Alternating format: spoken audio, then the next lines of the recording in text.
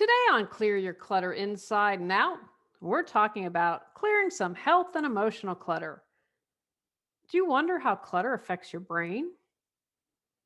Are you aware of what your clutter says about you? How can decluttering your space make you healthier and happier? Learn how to declutter your life as we continue our month focused on frequently asked questions. Do you control your clutter, or does your clutter control you? On Clear Your Clutter Inside and Out, we'll teach you awareness as well as action steps to create change in your life. Come on, let's get started. Today's episode again was inspired by what people are interested in knowing. If I understood this correctly, it's what they're Googling, it's what they're asking. Don't think I've answered these questions before, although I touched a little bit on some of these. It's kind of related and some things might overlap. How emotions can affect health, I think, is really great. And it's a nice fit as we're trying to look holistically at decluttering your life. First up, how does clutter affect your brain? Mentioned this a little bit last time.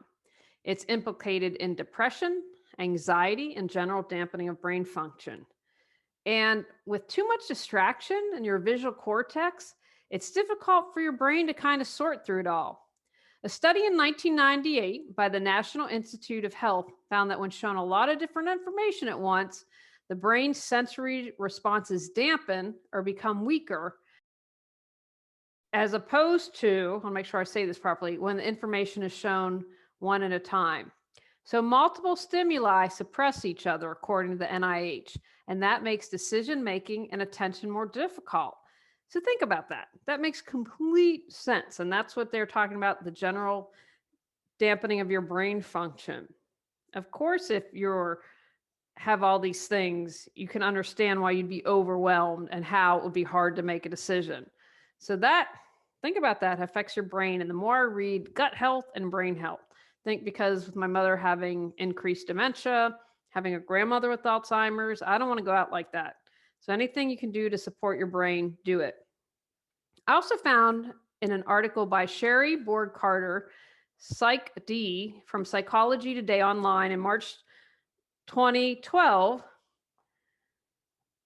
clutter distracts you by drawing your attention away on what your focus should be on, right? What matters most.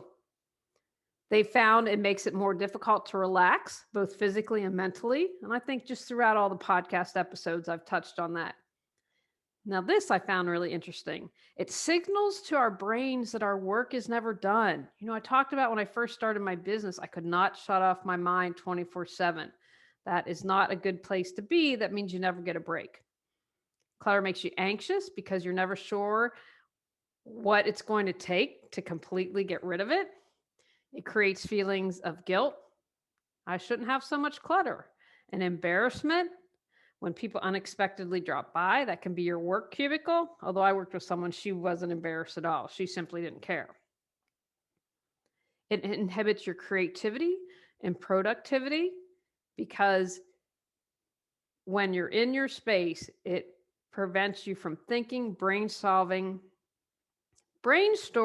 and problem solving, right? When you have all those visual stimuli.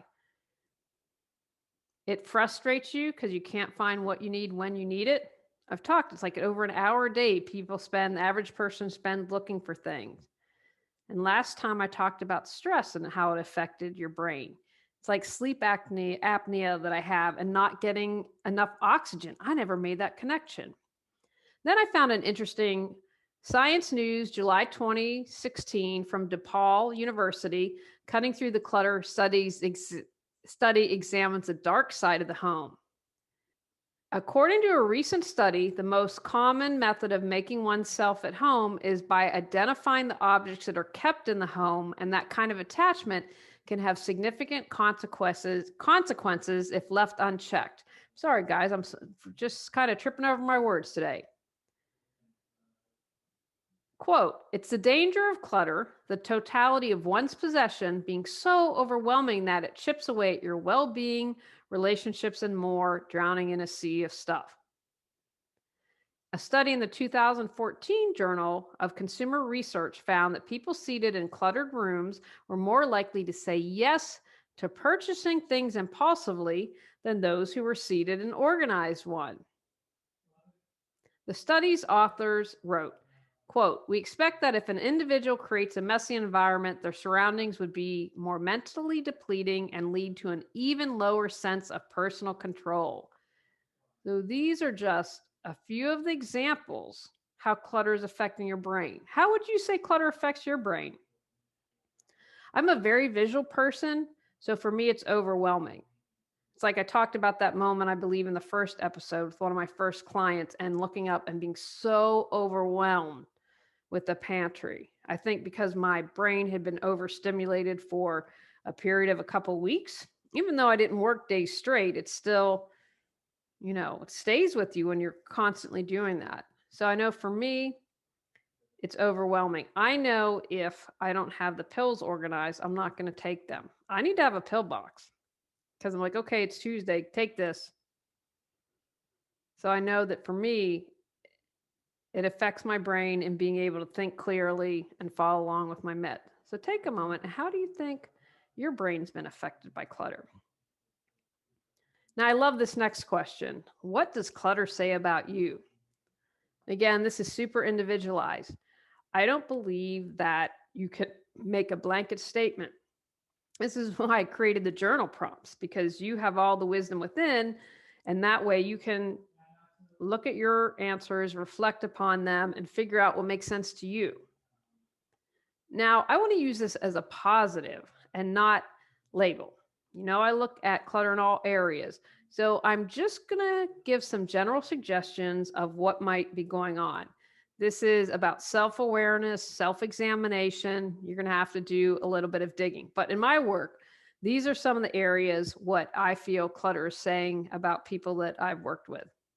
Physical, bored. Maybe it's about competing, being indecisive, fear, and that can be a fear of a myriad of things, lack of abundance. Those are what I found with physical clutter. Mental clutter, to me, says anxiety, fear, stress, scared, in need of a break, just overwhelmed, too much stuff going on.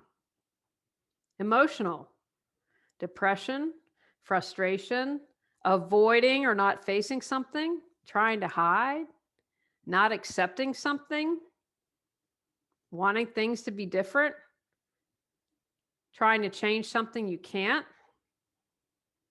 Spiritual, not honoring who you are, holding on to grudges, negativity, coming from a place of lack, coasting through life, being dispassionate. Feel stuck but have no clue what you need to do to move forward? Would you like to feel energized and excited every day? Are you ready to create the life you desire? Julie Coraccio supports you in finding the answers within and then taking action to make changes happen. Visit reawakenyourbrilliance.com to learn how Julie can support you with life coaching. Relationship clutter, not feeling worthy, fear of being alone, codependency, control or lack of control. As I'm mentioning these, and again, these are just really broad suggestions, kind of as a starting point.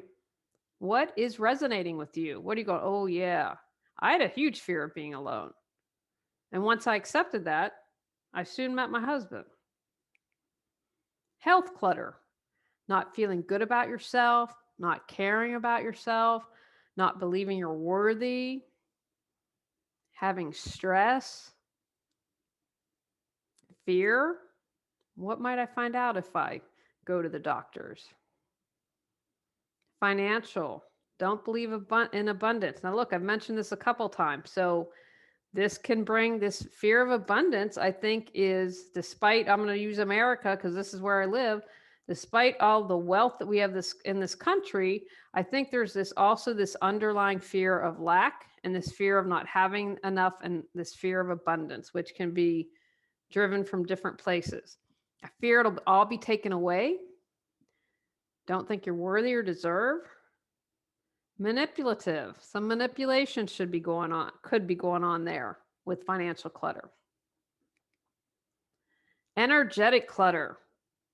Holding on to things that don't work for you, not trusting your intuition, your gut feeling, a health imbalance.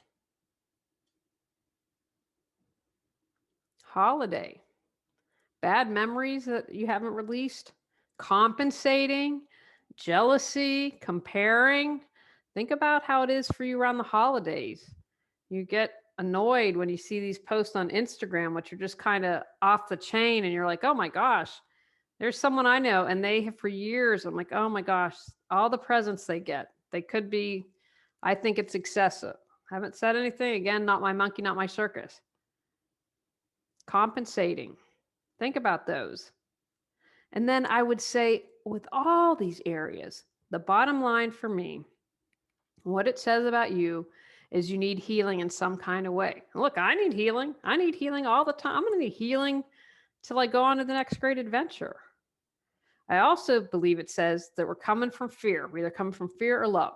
So in this clutter, we feel we need to heal and we have some kind of fear when you break it down. And of course, feeling not good enough, not worthy, or loved. That's what it says about all of us who experience clutter. And we all experience clutter. You are not alone.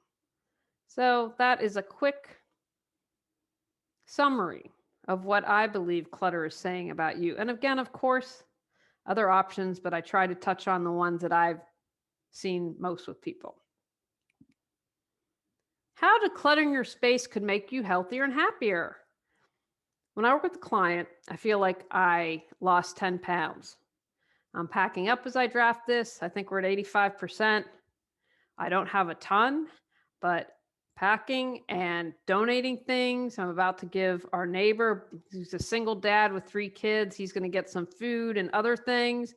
I feel lighter. It makes me feel good. Despite all the stress, I feel a weight being lifted.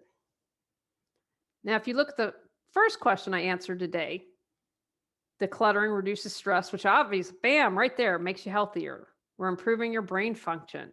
So that's going to make sense. If your brain feels better, you're going to feel healthier, you're going to feel happier.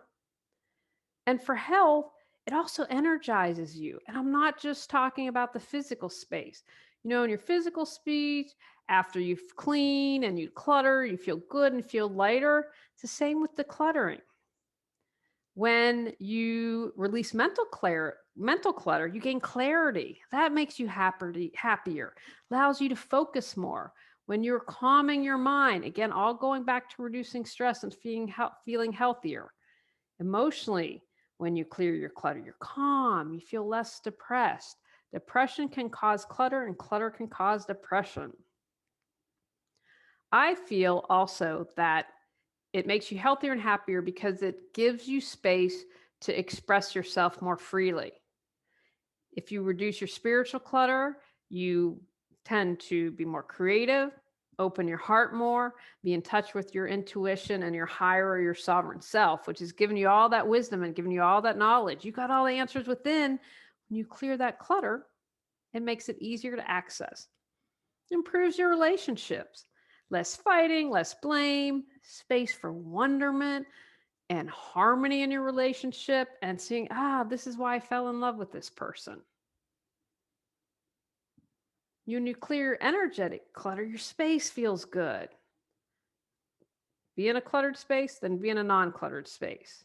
Close your eyes if you don't have that and visualize it.